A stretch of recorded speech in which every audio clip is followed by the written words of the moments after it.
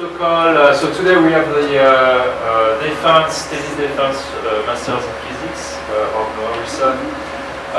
So protocol will be like this. We have Noah is going to give us a 45-minute presentation. Then the floor will be open for questions from the audience. Then once we have this session done, we are going to continue just with the committee members for a session. And so the committee members are free to ask questions with the audience just for clarification. I would like them to keep their main question for the post session. All right? And before we start, we'll have a short introduction from Noah's advisor, Valeri. Yeah, thank you. Thank you so much. So I already gave another introduction last month, so it will be very short.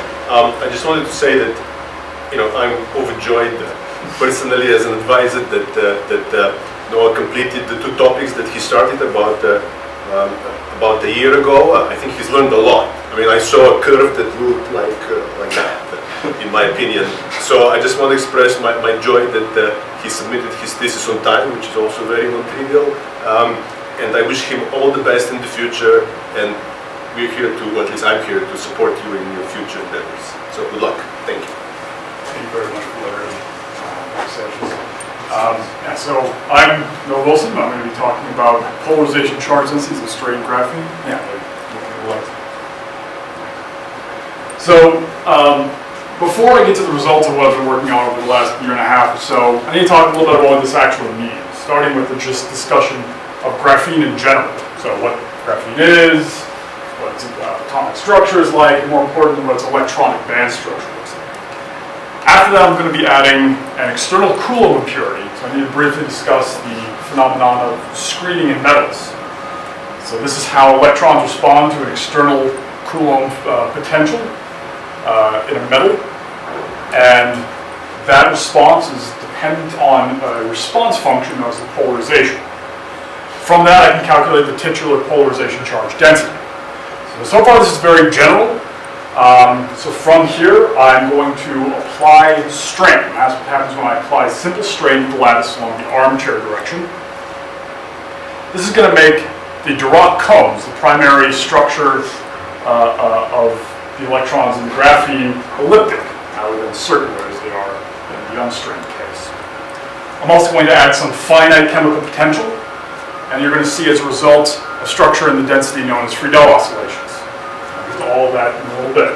Finally, I'm going to talk about extreme strain to the point where you actually have a transition in the band structure. So you change the lattice constant so much that the electronic band structure is actually transitioned to something else. That's called the Dirac cone merger. I will then show the results that have some long-range charge distributions and some angular charge distributions, even at zero chemical potential. I'll get to why those things are important. So graphene. Graphene is a single layer of graphite. Graphene is really a more remarkable material. If any of you don't know, it's kind of the wonder drug of material science. It's more conductive than copper. It's one of the strongest, lightest, most flexible material known to man.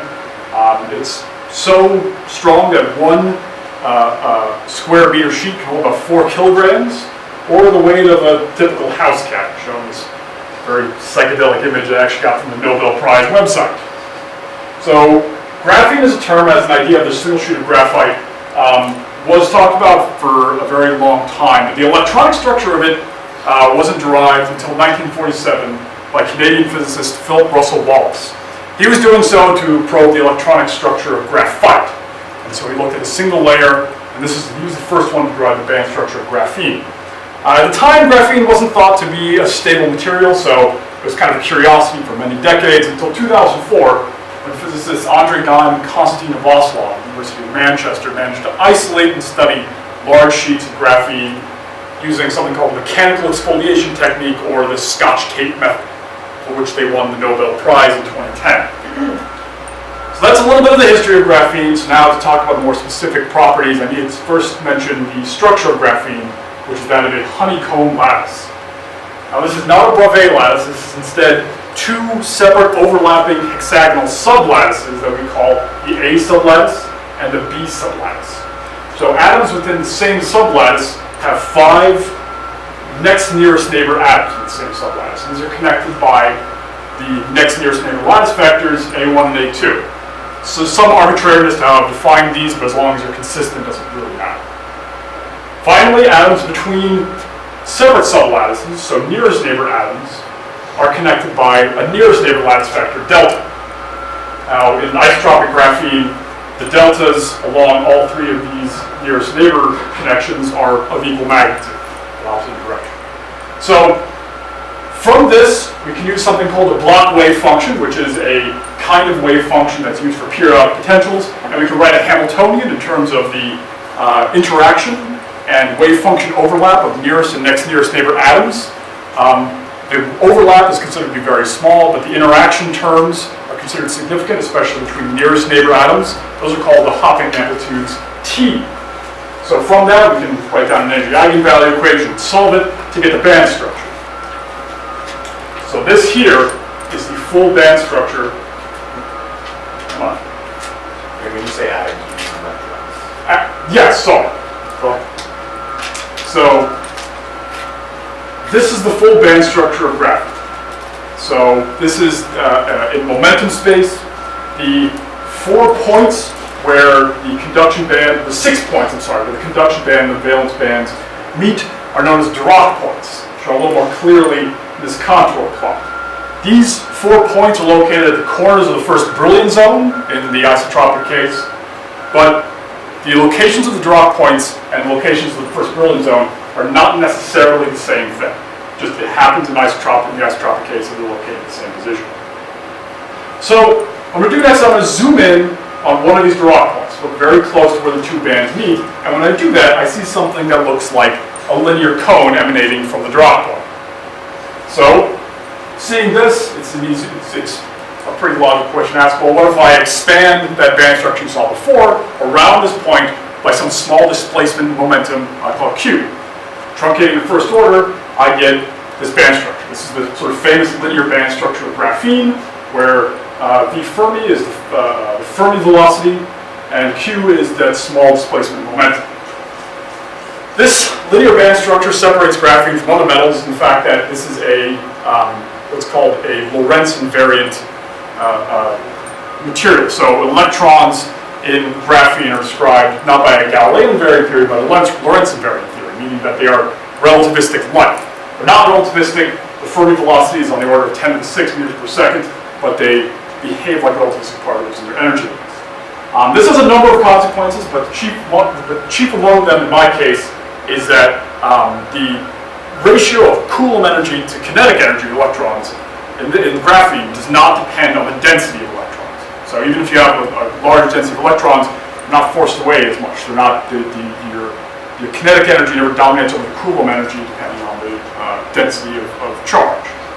So that leads to the obvious question of, well, what happens when I add an external Coulomb impurity to graphene? How does it respond? So in typical metals, you get a phenomenon on a screen, where you have some impurity atom and you have some distribution of charge that screens out the potential, and the potential will decay in some other way than the typical Coulomb 1 over Q potential, momentum space. The way this occurs is according to a response function, known as the polarization, given by pi. It's calculated with this integral, where these f's are Fermi functions. I'm taking this at 0 temperatures. Those Fermi functions will reduce to step functions. And these epsilons are the band energies that you saw before. So, analogous to linear dielectrics, the charge density, at least in momentum space, in the linear response limit, so no electron-electron interactions, just the response function times the external potential. But the situation isn't quite that simple in graphene. When you include electron-electron interactions, you get an extra denominator. Performing an inverse Fourier transform, we go back to the real space, you get the polarization charge density, where Z here is the external charge. This is really kind of the meat and potatoes of everything I'm doing. So I apply strain, I find some new band structure depending on that strain, I plug that into the integral to evaluate the polarization. I plug that in along with the Coulomb potential into this integral. I evaluate it for a given value of R, and that gives me one data point. I do that many times, and I get a distribution charge. That's kind of the centerpiece of everything I'm doing.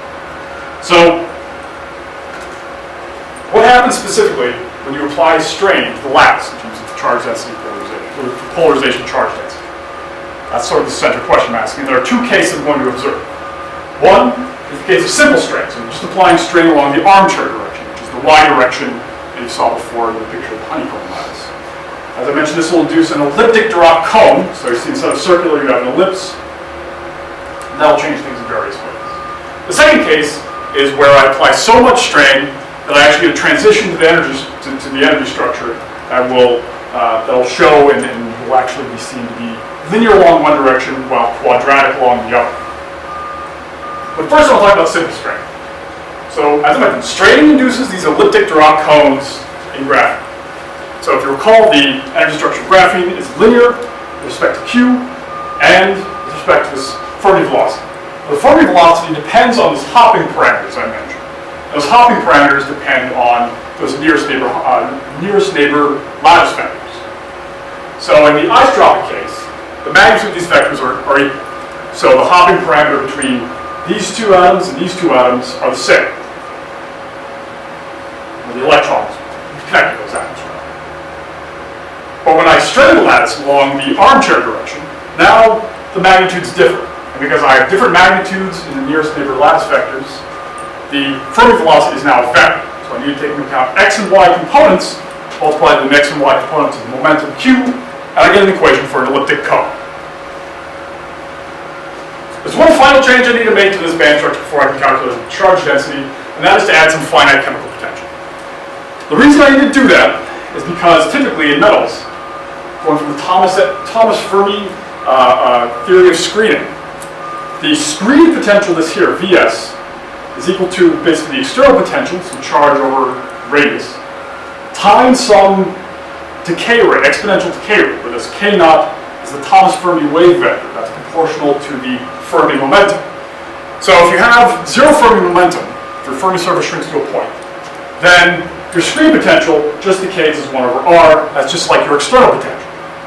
So in graphene, without doping, the valence band is completely filled while the conduction band is completely empty.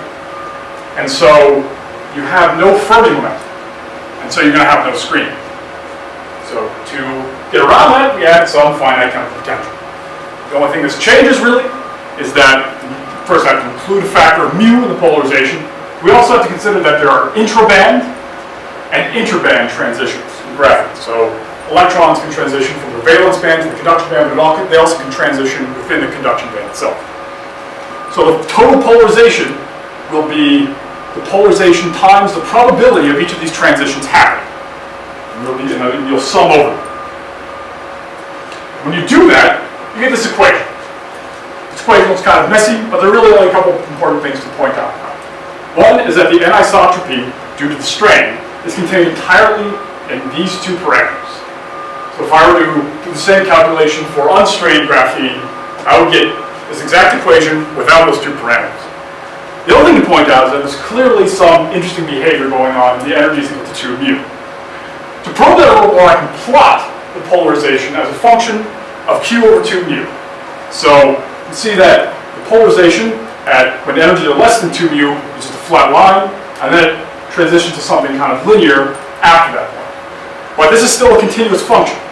If I take the derivative, however, then I get this discontinuous jump when the energy is equal to 2 mu, which means that the second derivative is non-analytic. And that non-analyticity at 2 mu leads to decaying oscillations when you take a Fourier transform, just a property of Fourier transforms. These oscillations are known as Friedel oscillations. And this is a result of interference effects between the wave functions of the electrons in metal. So here you see an actual STM image of Friedel oscillations in another material, not graphene. I think this is indium arsenide. But it's just to show that these Friedel oscillations are actually a measurable effect. It's not just a theoretical idea. And it typically goes cosine of the distance divided by 1 over r cubed. So we expect to see some kind of 1 over r cubed decay and some oscillations when we calculate charges. But there are two parameters I need to change while I'm calculating. It's two independent parameters. One is this v perpendicular, which is a measure of strain. So it's the ratio of the y component of the Fermi velocity to the x component of the Fermi velocity. And the other is alpha, which is defined in a lot of the literature as typically called the effective coupling constant. What that means is that the alpha will appear right here when I plug in that polarization and plug in the external Coulomb potential. And so this alpha is actually a tuner for the electron-electron interaction. So if alpha is 0, this denominator becomes 1, I get the limited linear response. If alpha is larger, then I get stronger electron-electron interactions. So the main thing I'm going to be varying over is V perpendicular, so the amount of strain applied to the lattice. And so it pays to think about what exactly some ratio of V perpendicular corresponds to real strain of the lattice. So V perpendicular of 0.8 along the arbitrary direction, which is the direction I'm straining in this case, is about 10%. That's already pretty large, but it's feasible. 0.6, it's about 18%. 0.4, which along with 0.8 is the other V perpendicular I actually used. Along the arbitrary direction, you get to 25% strain. Now this is probably on the upper limit of what's physically possible to apply to graphene. There's some evidence to show that you can maybe get this high, but it'd be very, very difficult. And V perpendicular smaller than 0.4 is a ludicrous amount. You're greater than 30% strain along the arbitrary direction. From what I've read, there's no evidence to suggest that you can actually strain graphene to that degree. So the two I'm going to be picking is 0.8, which is some reasonable amount, and 0.4, just to accentuate any effects of strain on the lattice, or on the polarization charge density. So, okay, going back to this equation, so if I plug in that polarization I found, I plug in some Coulomb potential, and I evaluate this for a given value of R, I can see the polarization charge density. So first I'm going to look along one direction, and that's the zigzag direction. So this is the direction I'm not straining, so the parameters along the zigzag direction don't change very much. They maybe change a little bit to account for conservation of area, but largely they stay the same. So before I get into the properties of this plot, I want to talk a little bit just about what we're seeing here. So first of all, this red dotted line is the isotropic case. I plot that on every plot just to give a point of comparison. This inset is the same data multiplied by 1 over R cubed. So that removes the decay from the equation and just shows you the period and the amplitude of the oscillations. So you can see for reasonable strain, like V perpendicular to 0.8, you still along the zigzag direction see some small change in amplitude of the oscillations, while the period of the oscillations don't change very much. To accentuate this, I can move to V perpendicular to 0.4.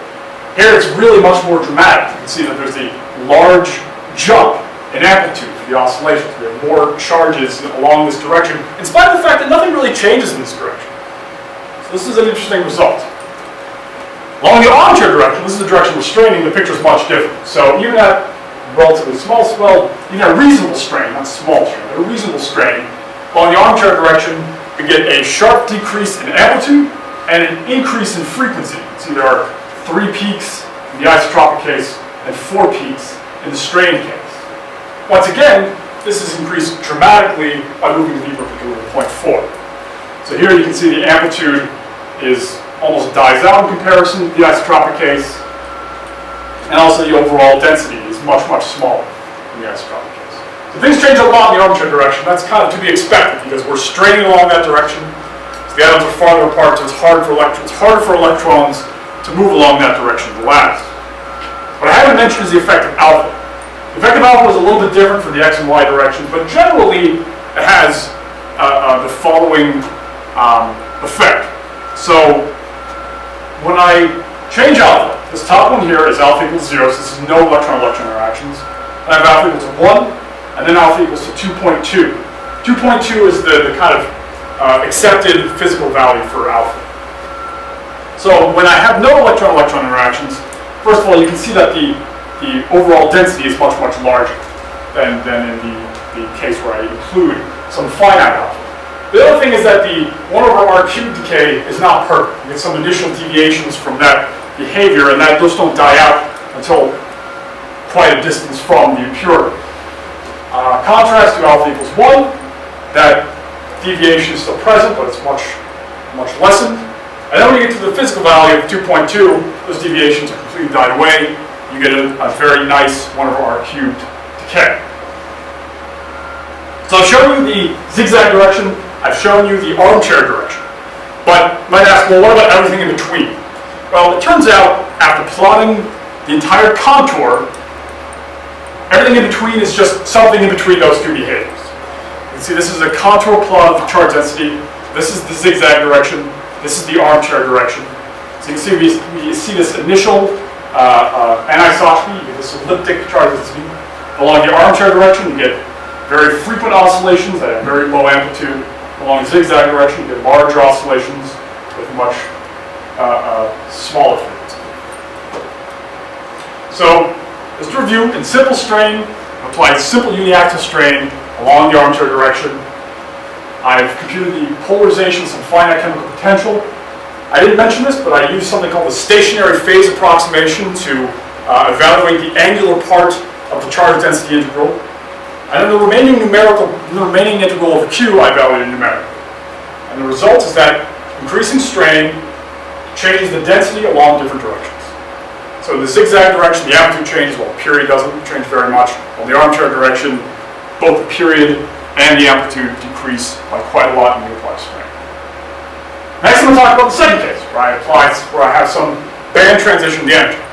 These are for really incredible amounts of strain. I'm talking about along the zigzag direction, strain at about 25%, which you really can't do in the lab. But what you can do is you can have something called artificial graphene. There's an entire field of graphene analogs out there. There's a case where they had little dielectric resonators, and they propagated microwaves through this lattice that was set up like a honeycomb lattice of graphene, and they saw that the dispersion of microwaves in this lattice matched very well with the dispersion of electrons in graphene.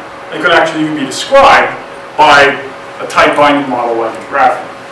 And when they moved these resonators around, they could actually see the transition to a new band structure that I'm describing. This has also been seen in lattice cold atoms and other analogs to graphene. So this band transition can be seen, and it is real. It's not just a theoretical idea, but it's just that you can actually observe in graphene itself. So graphene is more of a system, so this applies to graphene-like or graphene-based systems. So as I mentioned, I'm constrained so much that the Dirac cones merge and result in a new energy spectrum. So what does that mean? So the Dirac cones are located at the corners of the first Brillouin zone. There are two inequivalent corners, d and minus d, and those are given by this equation. So the location of the Dirac cones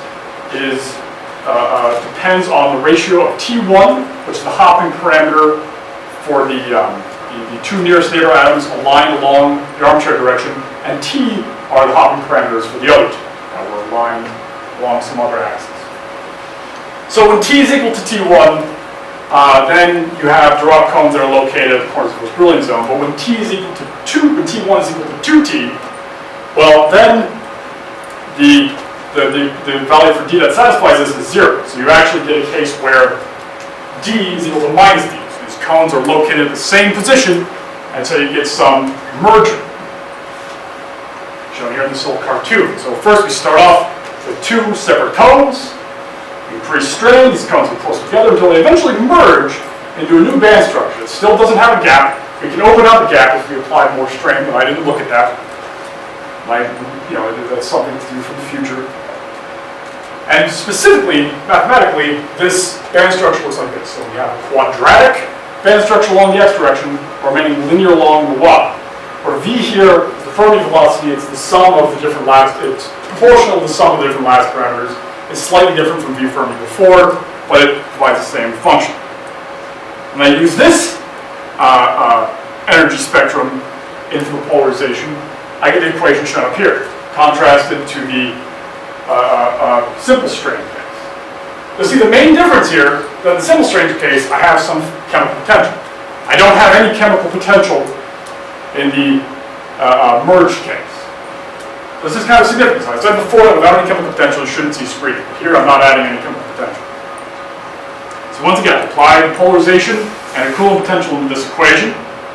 I make some changes of variables, I move to polar coordinates, and I get this interval, where the C is just a constant that depends on the external charge, and this little curly phi here is the external angle above the zigzag direction. above the x-axis, and r is some distance from the Coulomb impurity. So the first thing I can do, I'm trying to analyze this, is I can average over the external angle phi. And then I can expand for small values of q, which correspond to large distances, and see what's the long-term asymptotic behavior of the charge density. When I do that, I get an expansion whose leading term decays as 1 over r to the 5 halves. So if I plot the first term of that expansion multiplied by r to the 5 halves, I should get a straight line, that you see here. And if I plot the rest of the expansion, I think the next 2 or 3 terms after the first, I see that at relatively small values of r, I get some deviation from this r to the 5 halves decay. But at large values of r, and also as alpha increases towards the real value, you see that I approach exactly this 1 over 5 halves decay. This is very interesting because, as I mentioned, there's zero chemical potential. So the fact that we see these long-range distributions that decay as something other than 1 over r is very interesting because we have some screening, we have some distribution from the impurity. But this just shows the angular behavior at very large values. This just shows the average behavior at large values. But what about the angular behavior? And especially at small values. So I plotted the angular behavior for r equals 0.1. This is very, very close to the impurity. For 3 different values of alpha also. Alpha 1, alpha 0, alpha 1, and alpha 2. So you can see that for all 3 values of alpha, I get this nice kind of sinusoidal curve.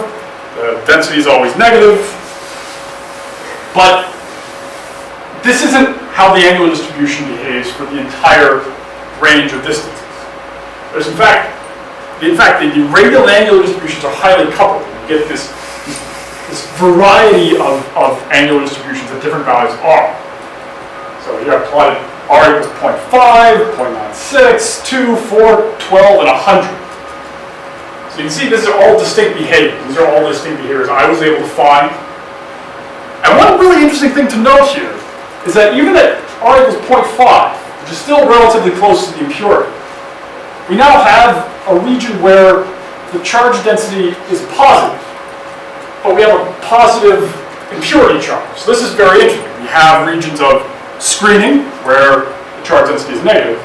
And we also have regions of anti-screening. This is alpha equals 0, so this is no electron-electron interactions. But when I turn on alpha, the main thing I want you to look at is this r equals 100. So I'm going to move to alpha equals 2.2.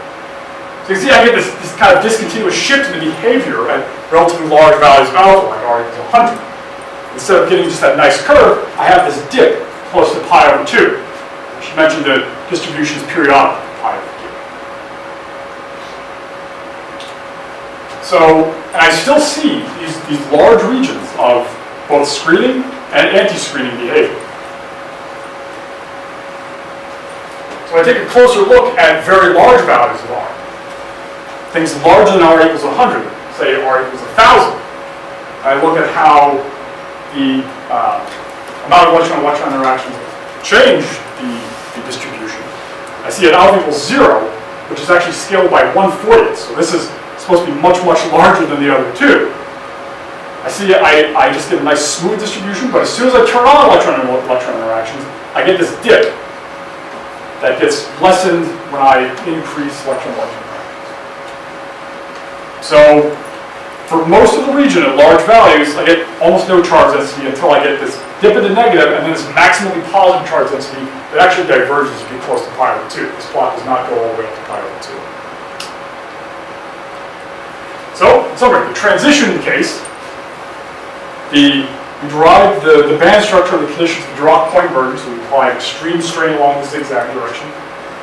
The charge density was numerically evaluated along both the radial direction and the angular direction while varying the electron-electron interaction strength and the strain. While just varying the electron-electron interaction strength. And in conclusion, the different degrees of strain affect screening in numerous ways. So in simple armchair strain, forces the Dirac cones to become elliptic. And this decreases the amplitude and frequencies of oscillations along the armchair direction, while increasing the amplitude of oscillations and charge density along the zigzag. extreme strain in the Zig Zag direction merges the Dirac cones, and so then even at zero chemical potential, we still see long-range distributions. We still have screening even when we have no firmament. And also the angular and radial distributions in this case are highly coupled, and we see both screening and anti-screening regions as a result. In the future, we could look at many things. If you increase strain in the transition case, you can open up a gap, so you can see the polarization of the gap structure. You can also think about the magnetic field response, things like Landau. You can also look at what happens when you apply a substrate like boron nitride. And you can look at things like nanoribbons, edge effects, the list goes on and on and on. So I'd like to thank my collaborators, my advisor, Dr. Valeri Kotov, Dr. Owen Myers, who I think all of you know. He was instrumental in helping me out this summer. And also Dr. Tarasakova, who sort of kept us honest with the mathematics of this. That concludes my talk. Thank you all for taking time away from your great works to hear my humble offering, and I'm now open to questions.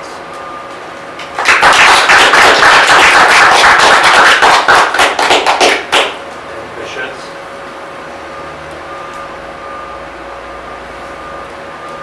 There's a lot that there's a lot more that I could talk about. Yeah, so you showed those oscillations in Marson, right? Sure, yeah. So how would you just shows the pic, you just shown the picture, right? Yeah. But if you were to put some of these curves measured for indium arsenide or maybe calculated, right, next to the ones you found in the first part of your talk, how would they look like, those oscillations in the part of the distance? I mean, qualitatively, I obviously see some oscillations here, but I wouldn't be able to tell if they, peak at the same values of that, KFX over pi unit. Yeah, that's so. So in that plot, I scaled the distances to be dimensionless, so that the distances would really come into play here. I understand that. Yeah, so something we need to live with. Right. No. The oscillations in something like indium arsenide. The 1 over R cubed decay for Friedel oscillations is pretty typical. In fact, even if you just derive it for a two-dimensional electron gas, you get a 1 over R cubed. I'm pretty sure that is what you see in indium arsenide. This is the 111 surface in indium arsenide, which I think looks kind of similar to that. It has something sort of similar to a honeycomb lattice.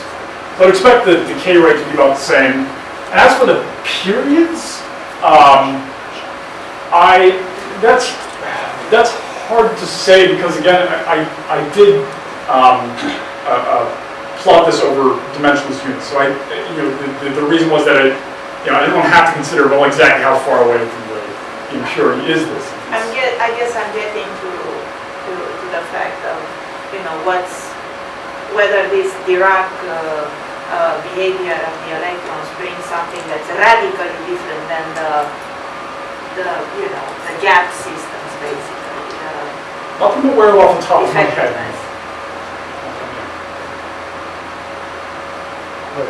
Yeah, I think nothing radically different. And also for the record, right, the Friedels have been measured in graphene as well, so we could have put it there, but we didn't. So they look like the period. Once you have a Fermi surface, which is in this case, the behavior is similar to other systems. The period doesn't scale like K out. It's one. It depends on how much chemical potential you add. So. I think I forgot, but the distance dependence, could be different, right, depending on the nationalities. I don't remember what it is for indium arsenide, but for graphene it's been measured to be 1 over R cubed. R cubed. For the downstreams.